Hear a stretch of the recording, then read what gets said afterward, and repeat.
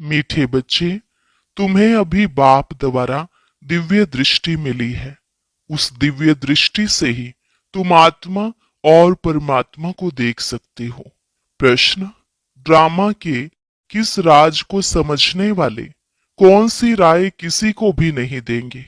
उत्तर, जो समझते हैं कि ड्रामा में जो कुछ पास्ट हो गया वह फिर से एक्यूरेट रिपीट होगा।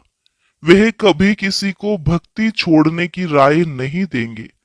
जब उनकी बुद्धि में ज्ञान अच्छी रीति बैठ जाएगा, समझेंगे हम आत्मा हैं, हमें बेहद के बाप से वर्षा लेना है। जब बेहद के बाप की पहचान हो जाएगी तो हद की बातें स्वतः खत्म हो जाएंगी। ओम शांति। अपनी आत्मा के स्वधर्म में बैठे हो, रूहानी बाप रूहानी बच्चों से पूछते हैं, क्योंकि यह तो बच्चे जानते हैं एक ही बेहद का बाप है जिसको रूह कहते हैं। सिर्फ उनको सुप्रीम कहा जाता है। सुप्रीम रूह या परम आत्मा कहते हैं। परमात्मा है जरूर, ऐसे नहीं कहेंगे कि परमात्मा है ही नहीं। परम आत्मा माना परमात्मा, यह भी समझाया गया है। मूंझना नहीं चाहिए, क्योंकि 5000 वर्ष पहले भी यह ज्ञान तुमने सुना था। आत्मा ही सुनती है ना। आत्मा बहुत छोटी सूक्ष्म है। इतना है जो इन आंखों से देखा नहीं जाता। ऐसा कोई मनुष्य नहीं होगा जिसने आत्मा को इन आंखों से देखा होगा। देखने में आती है परंतु दिव्य दृष्टि से, सो भी ड्रामा प्लान अनुसार। अच्छा समझो, कोई को आत्मा का साक्षात्कार होता है जैसे और चीज देखने में आती है। भक्ति मार्ग में भी कुछ साक्षात्कार होता है तो इन आंखों से ही वह दिव्य दृष्टि मिलती है जिससे चैतन्य में देखते हैं।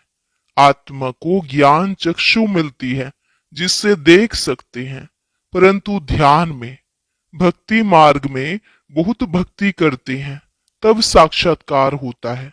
जैसे मीरा को साक्षात्कार हुआ था, डांस करती थी। बैकुंठ तो था नहीं, 500-600 वर्ष हुआ होगा। उस समय बैकुंठ था थोड़े ही।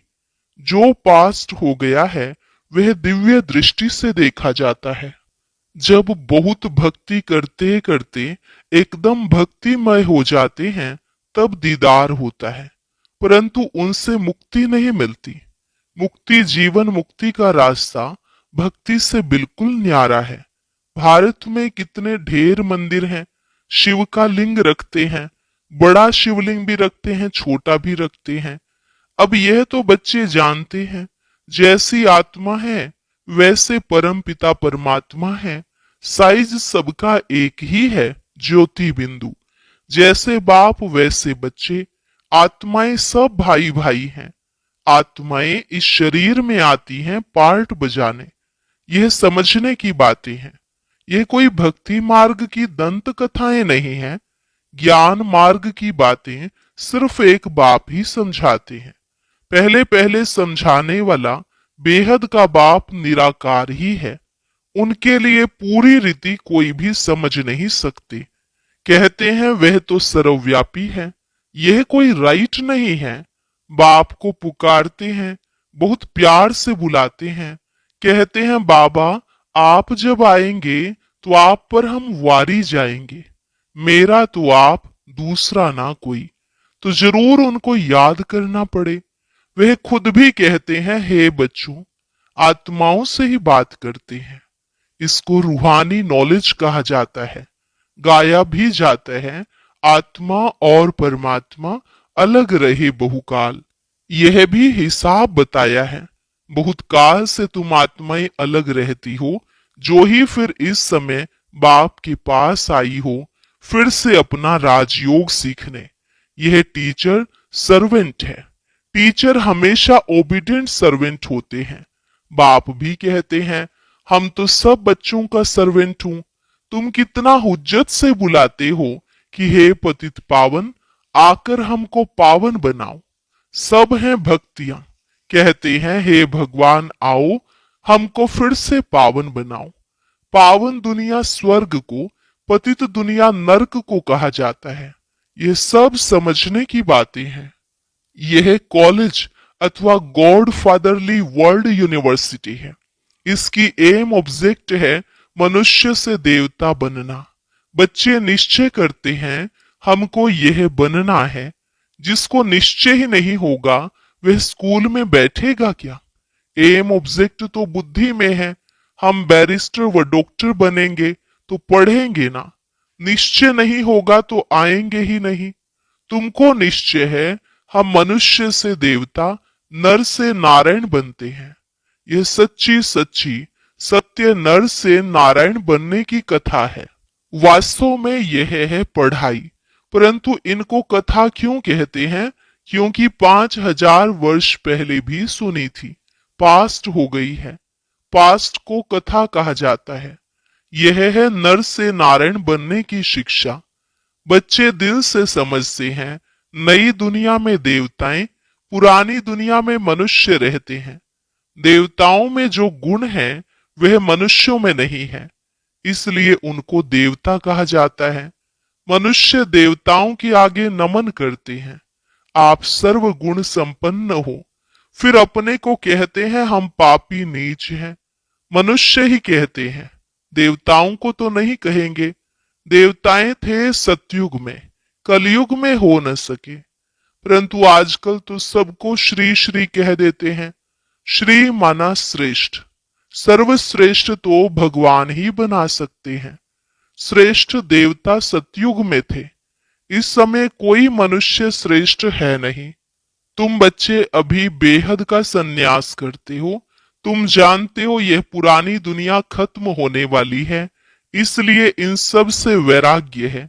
वह तो है हठी योगी सन्यासी। घर बार छोड़ निकले, फिर आकर महलों में बैठे हैं। नहीं तो कुटिया पर कोई खर्चा थोड़ी ही लगता है, कुछ भी नहीं। एकांत के लिए कुटिया में बैठना होता है, न कि महलों में। बाबा की भी कुटिया बनी हुई है। कुटिया में सब सुख है। अब तुम बच्चों को पुरुषार्थ कर मनुष्य से देवता बनना है। तुम जानते हो ड्रामा में जो कुछ पास्ट हो गया वह फिर से एक्यूरेट रिपीट होगा। इसलिए किसको भी ऐसी राय नहीं देनी है कि भक्ति छोड़ो। जब ज्ञान बुद्धि में आ जाएगा तो समझेंगे हम आत्मा हैं। हमको अब तो बेहद के बाप से वर्षा लेना है। बेहद के बाप की जब पहचान होती है तो फिर हद की बातें खत्म हो जाती हैं।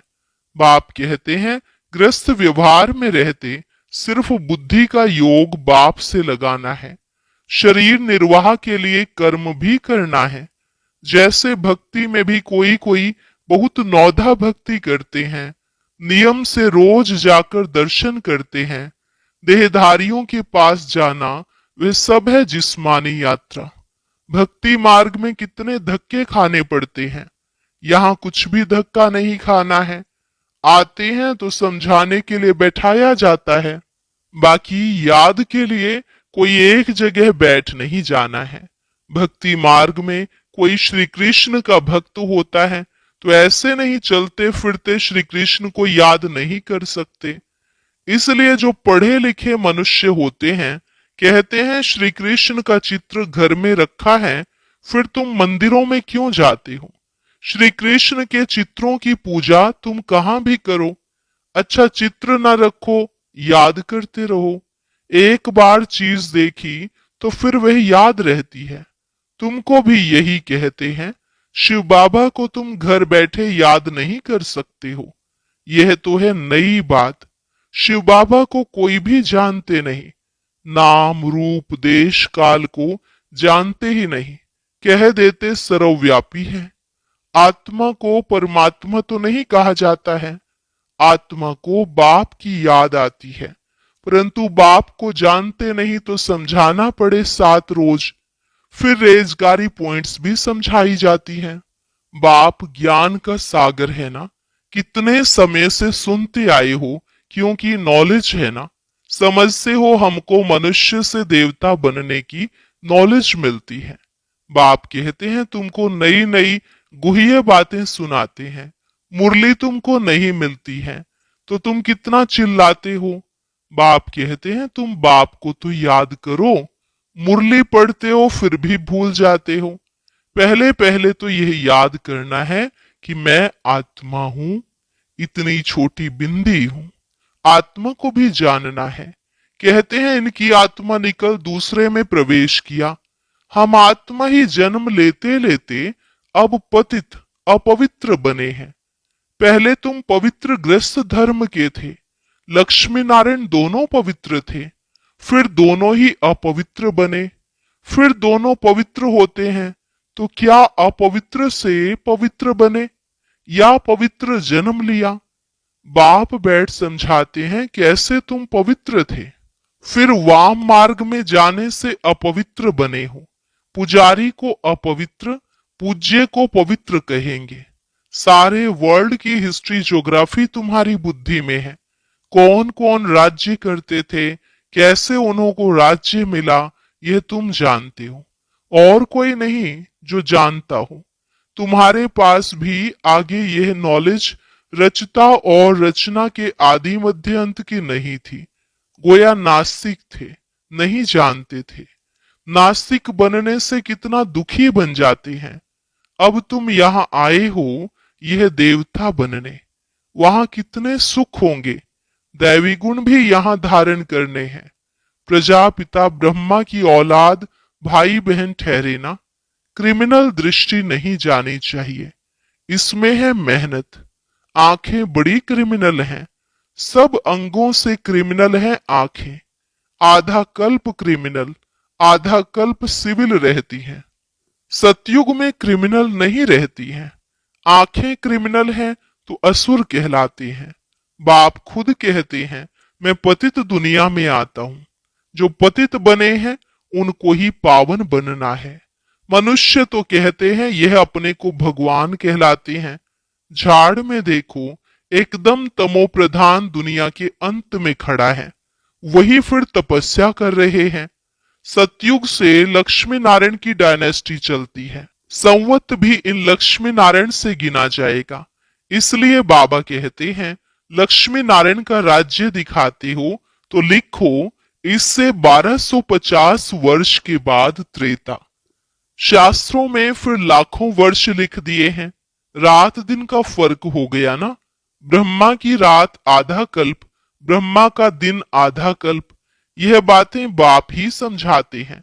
फिर भी कहते हैं मीठे बच्चे अपने को आत्मा समझो, बाप को याद करो। उनको याद करते करते तुम पावन बन जाएंगे, फिर अंतमति सोगति हो जाएगी। बाबा ऐसे नहीं कहते यहां बैठ जाओ। सर्विसेबल बच्चों को बिठाएंगे नहीं। सेंटर्स म्यूजियम आदि खोलते रहते हैं, कितने को निमंत्रण बांटते हैं। आकर गॉडली बर्थ राइट, विश्व की बादशाही लो। तुम बाप के बच्चे हो। बाप है स्वर्ग का रचयिता, तो तुमको भी स्वर्ग का वर्षा होना चाहिए। बाप कहते हैं मैं एक ही बार स्वर्ग की स्थापना करने आता हूं। एक ही दुनिया है जिनका चक्र फिरता रहता है। मनुष्यों की तो अनेक मतें, अनेक बातें हैं। मत मतांतर कितने हैं। इसको कहा जाता है अद्वैत मत। झाड़ कितना बड़ा है, कितनी टाल टालियां निकलती हैं, कितने धर्म फैल रहे हैं। पहले तो एक मत, एक राज्य था, सारे विश्व पर इनका राज्य था। यह भी अभी तुमको मालूम पड़ा है। हम ही सारे विश्व के मालिक थे, फिर 84 जन्म भोग कंगाल बने हैं। अभी तुम काल पर जीत पाते हो। वहां कभी अकाले मृत्यु होता नहीं। यहाँ तो देखो बैठे बैठे अकाले मृत्यु होती रहती है। चारों तरफ मौत ही मौत है। वहां ऐसे नहीं होता। पूरी एज लाइफ चलती है। भारत में प्योरिटी, पीस, प्रोस्पेरिटी थी। 150 वर्ष एवरेज आयु थी। अभी कितनी आयु रहती है। ईश्वर ने तुमको योग सिखाया तो तुमको योगेश्वर कहते हैं। वहां थोड़े ही कहेंगे इस समय तुम योगेश्वर हो। तुमको ईश्वर राजयोग सिखा रहे हैं, फिर राज राजेश्वर बनना है। अभी तुम ज्ञानेश्वर हो, फिर राजेश्वर अर्थात राजाओं का राजा बनेंगे। अच्छा, मीठे मीठे सिकिलधे बच्चों प्रति मात पिता बाप दादा का याद प्यार और गुड मॉर्निंग। रूहानी बाप की रूहानी बच्चों को नमस्ते। रूहानी बच्चों की रूहानी बाप दादा को नमस्ते नमस्ते, गुड मॉर्निंग। शुक्रिया बाबा, शुक्रिया। धारणा के लिए मुख्य सार: आंखों को सिविल बनाने की मेहनत करनी है। बुद्धि में सदा रहे हम प्रजापिता ब्रह्मा के बच्चे भाई बहन हैं। क्रिमिनल दृष्टि रख नहीं सकते। शरीर निर्वाह अर्थ कर्म करते। बुद्धि का योग एक बाप से लगाना है। हद की सब बातें छोड़ बेहद के बाप को याद करना है। बेहद का सन्यासी बनना है। वरदान: बाबा शब्द की स्मृति से कारण को निवारण में परिवर्तन करने वाले सदा अचल अडोल भव। बाबा शब्द की स्मृति से कारण को निवारण में परिवर्तन करने वाले सदा अचल अडोल भव। कोई भी परिस्थिति जो भल हलचल वाली हो, लेकिन बाबा कहा और अचल बने। जब परिस्थितियों के चिंतन में चले जाते हो तो मुश्किल का अनुभव होता है। अगर कारण के बजाय निवारण में चले जाओ तो कारण ही निवारण बन जाए, क्योंकि मास्टर सर्वशक्तिमान ब्राह्मणों के आगे परिस्थितियां चींटी समान भी नहीं। सिर्फ क्या हुआ क्यों हुआ यह सोचने के बजाय जो हुआ उसमें कल्याण भरा हुआ है, सेवा समाई हुई है। भल रूप सरकमस्टांस का हो, लेकिन समाई सेवा है। इस रूप से देखेंगे तो सदा अचल अडोल रहेंगे। स्लोगन: एक बाप के प्रभाव में रहने वाले किसी भी आत्मा के प्रभाव में आ नहीं सकते। एक बाप के प्रभाव में रहने वाले किसी भी आत्मा के प्रभाव में आ नहीं सकते। अव्यक्त इशारा: अब संपन्न व कर्मातीत बनने की धुन लगाओ। कर्मातीत स्थिति को प्राप्त करने के लिए सदा साक्षी बन कार्य करो। साक्षी अर्थात सदा न्यारी और प्यारी स्थिति में रह कर्म करने वाली अलौकिक आत्मा हूं। अलौकिक अनुभूति करने वाली, अलौकिक जीवन, श्रेष्ठ जीवन वाली आत्मा हूं। यह नशा रहे। कर्म करते यही अभ्यास बढ़ाते रहो तो कर्मातीत स्थिति को प्राप्त कर लेंगे।